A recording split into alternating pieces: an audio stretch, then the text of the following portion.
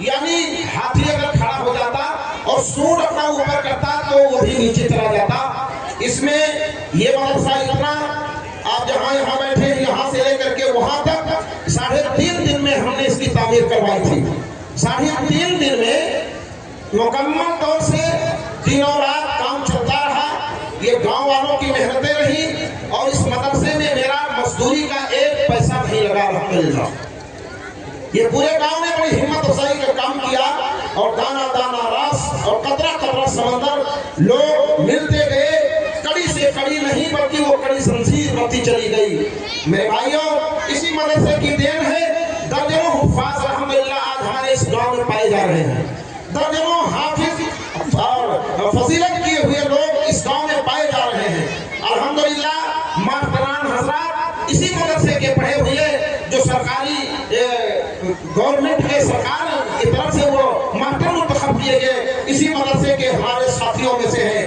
میرے بھائیوں میں نے بتایا کہ ہماری بہت ساری بچیاں جو عالمہ ہو چکی جامعہ رحمانیہ کولکٹی سے، سید اسماعیل اسکول کساکا سے، کلیت الطیبات ڈمریا گنج سے، میں کہتا ہوں 1 2 نہیں 2-4 درجن بچیاں عالمہ اور فاضلہ ہو گئی ہوگی جن کی بنیادی تعلیم اسی مدرسے سے ہوئی ہے. میرے بھائیوں یہ میرا گاؤں کفر و شرک کا گہوارہ تھا، کفر و شرک کا اڈا تھا. بہت بڑا تعزیہ بناتے تھے ہم لوگ، میں بھی اسی میں شامل رہتا تھا. تعزیہ بنانے میں میرا بھی رول ہوا کرتا تھا. ایک مرتبہ اللہ تعالیٰ معاف فرمائے مجھے اسی گاؤں میں ایک شادی تھی، شاید آپ لوگوں کو نہ معلوم ہو. حاجی صاحب انور علی عرف چورے حاجی صاحب، انور علی عرف چورے حاجی صاحب رحمہ اللہ ہو گئے.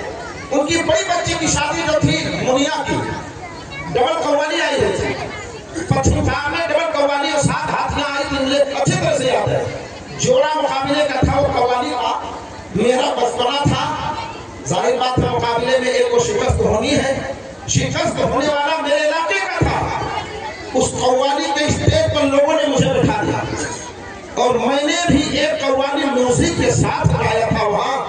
اللہ تعالیٰ معاف فرمائے، رب العالمین تو معاف فرمائے.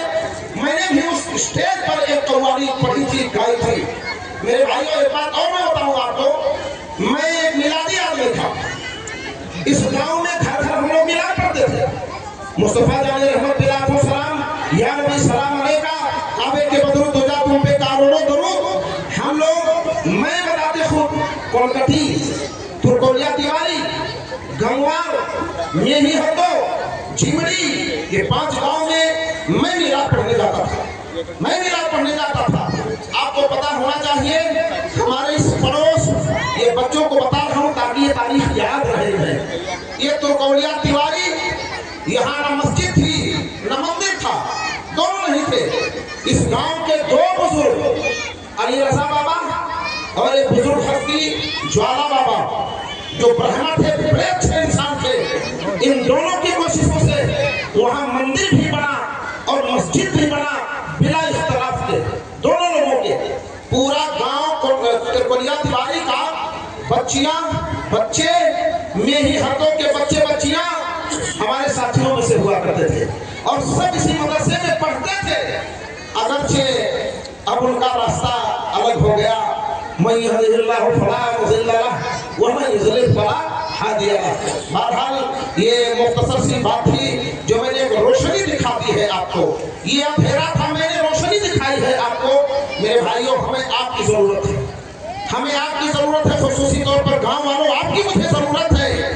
آپ اگر میرا ساتھ دیتے رہے انشاءاللہ، جیسے میں نے قدم بڑھایا بڑھتا بڑھتا بڑھتا آج ایک بلڈنگ نظر آ رہی ہے آپ کے سامنے.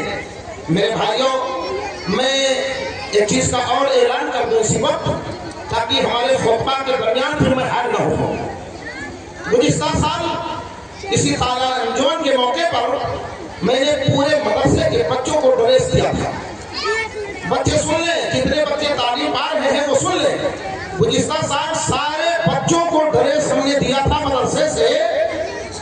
آنے والے سال انشاءاللہ جب شروع ہوگا پڑھائی کا وقت انشاءاللہ میں پھر انہیں ڈریس دوں گا. انشاءاللہ ان کے کپڑے کی کا پھر میں انتظام کروں گا. آپ سے میری گزارش ہے آپ میرا